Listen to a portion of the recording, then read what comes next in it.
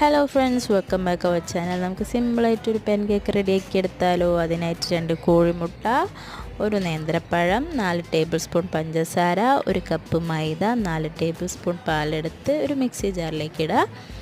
അതിൻ്റെ കൂടെ തന്നെ കുറച്ച് ഉപ്പും അതുപോലെ സോഡാപ്പൊടി ഇട്ട് നന്നായിട്ടൊന്ന് അടിച്ചെടുക്കുക. അതൊന്ന് മാറ്റി വെച്ച് ഒരു പാനോ കടായോ നമുക്ക് അടുപ്പത്ത് വെച്ചൊന്ന് ചൂടാക്കാം. അതിലേക്ക് കുറച്ച് മാവെടുത്തൊഴിച്ചതിന് ശേഷം നമുക്ക് ചോക്ലേറ്റ് അതിൻ്റെ മേലോട്ടൊന്ന് വെച്ച് കൊടുക്കുക. നമുക്ക് ഇഷ്ടമുള്ള ചോക്ലേറ്റ് എടുക്കുക. ഞാനിവിടെ ഡയറി മിൽക്കാണ് എടുത്തിരിക്കുന്നത്. അതൊന്ന് വെയിറ്റ് ചെയ്ത് നമുക്കതൊന്ന് മറിച്ചിട്ട് കൊടുക്കുക.